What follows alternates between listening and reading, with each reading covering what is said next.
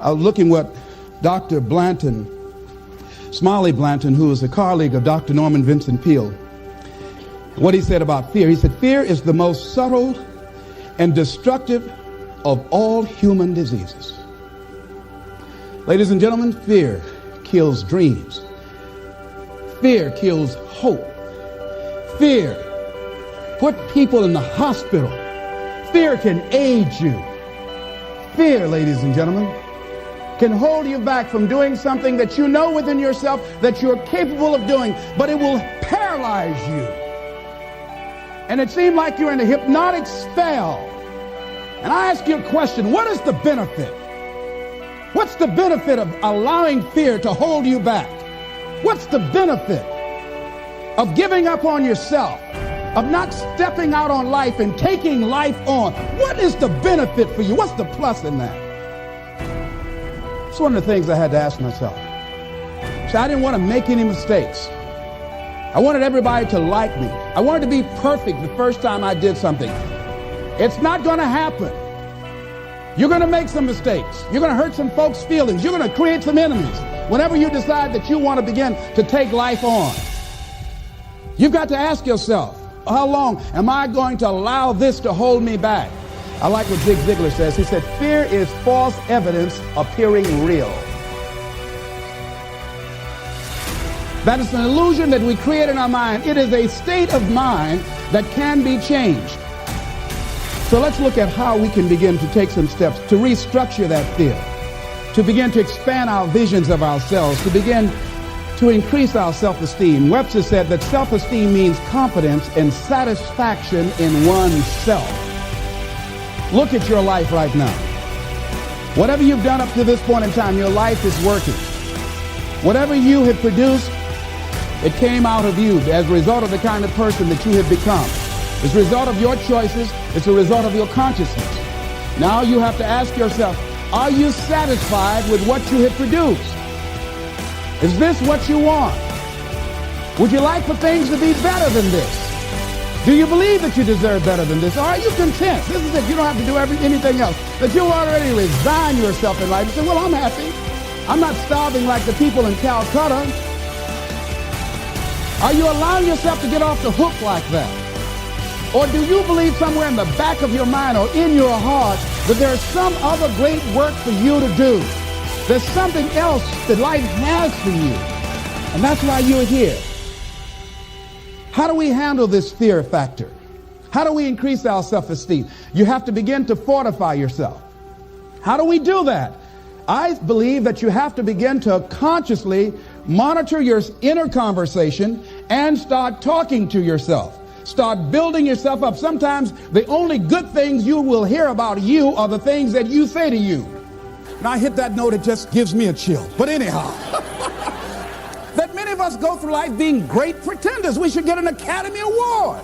Pretending that we're happy, pretending that we're content, pretending that everything's happy and gay and carried away. And that's not the way that it is. Going through life feeling that we can't do anything about our situation like Joe did. But when they told Joe he was going to die, Joe became a new person, went back to work, and a young lady he'd been wanting to talk to for a long time, he said, hey, I want to take you out. He wasn't worried about rejection. Joe had his eyes on her. He said, Lord is my shepherd, I'll see what I want. Old Joe said, I might be going, but I ain't dead yet. He wanted a little bit more living. You hear me? I like that, Joe. Don't lose that. Don't lose that. All right, so here's what I think that we can begin to do. To live our dreams. To begin to let life take on some new meaning for us, some new power and some new value. Is to begin to look for the daisies in your life right now where you are. Regardless of what's happening to you, regardless of what's going on with you, begin to look for some beauty in it.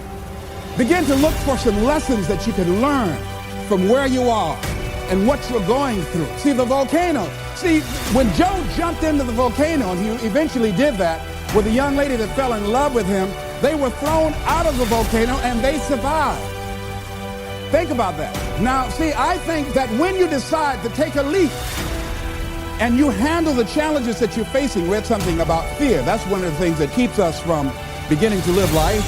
Everybody feels lazy and demotivated, but it's the people who succeed are the ones who identify that first, and then the ones who start fighting it, and then the ones who figure out how to continue fighting it for the rest of their lives without falling back. You've got to be in command of your own schedule if you want to be the best.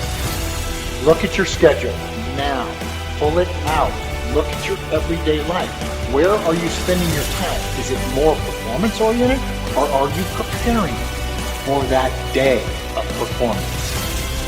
Or are you waiting for somebody to choose you? I don't want any waiting. I want practice, performance, training. Look at your schedule. It's a very simple exercise.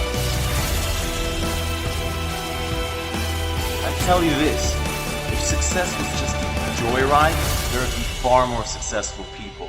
There's a reason that not many people achieve what they want to do and live the lives they really want to do, because it requires, hard work is one thing, but it requires you to conquer yourself. You are the only one stopping yourself from doing whatever the hell it is that you want to do. There will always be excuses. You can always point fingers at someone else and say someone else has it better. At the end of the day, it's you who chooses to watch TV, to watch YouTube, to browse Facebook when you know you should be doing something else. Close those browsers. Turn the TV off. Go do something that you normally wouldn't. Start leading an unusual life. Don't fall into your patterns, your lazy habits. You gotta keep breaking the pattern, the routines, keeping things on the edge, changing your surroundings, always kind of like figuring out how to resist that urge to just settle down and sit your ass down and lay down on the couch and just mindlessly watch Netflix. The comfortable road will never lead you to the person you are destined to be, ever in your life. The thing that's going to kill your dream is your addiction to other people's approval. I'm constantly in a crisis to get to the next version of me. Need motivation? Watch the Top 10 with Believe Nation. Top 10, I got a top 10. Got my motivation high for my top 10. Gotta learn from the wise women and men. All my life, like 9 to 9. For my top 10, top 10, 9 to 9. This one's for top 10. He's Ed Milet, and here's my take on his top 50 rules for success. Enjoy. Okay, let's kick it off with rule number 1. Alter your beliefs. So what the person to the left of you is pessimistic? So what the person to the right of you is zoned out? You, yes you, can only be concerned with staying locked in because you refuse to let the aura of your classmates or classroom enter into your mental space. See, this race is won by the one that can distance him or herself from the rest of the pack. So I need you to realize that there will be bad days. There will be times that you feel like you have no earthly idea what your teacher or professor is talking about. But what you will never ever do is throw a pity party. What you will never ever do is tap out. What you will never ever do is concede and throw in the towel. What you will do is knock on his or her door and say, listen, I only have one option, and that is success in your class. But right now, I'm confused about the lesson you taught today, and I need clarity, and I need it now. People start what-ifing themselves, all right? They say, all right, I got this great idea, but what if I do all this work and it doesn't work? What if I put in all this time to become an excellent employee and I don't get promoted? What if I put in all this work to become an excellent salesman and I don't sell? What if? And I'll tell you what if. What if you don't do shit? Where are you going to be? Because it isn't going to be any better than where you are now. All right? It's very easy for people who are in the beginning levels of success or the beginning levels of their success journey to tell themselves stories that other people's circumstances are better than theirs, that the other people have rich parents, they've got luck, they've got better circumstances, they've got less obstacles.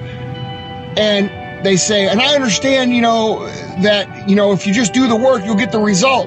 But what if? Okay? They want to believe it. They want to succeed. But at the end of the day, they don't do it because they talk themselves out of it. All right? This is easily the number one thing that keeps people from succeeding. It's the number one thing that keeps people where they are. It's the number one thing that keeps people broke. It's the number one thing that keeps people in a situation of frustration or, basically regret. And what ends up happening is that they end up going through their life, accepting what they're dealt, doing what they're told, and they end up at 50, 60 years old wondering what the happened. Well, I'm going to tell you what happened. You talked yourself out of going after what you were supposed to go after. You talked yourself out of your purpose. You talked yourself out of the idea that success is cause and effect, not magic luck or magic fairy dust. That's what happened, okay?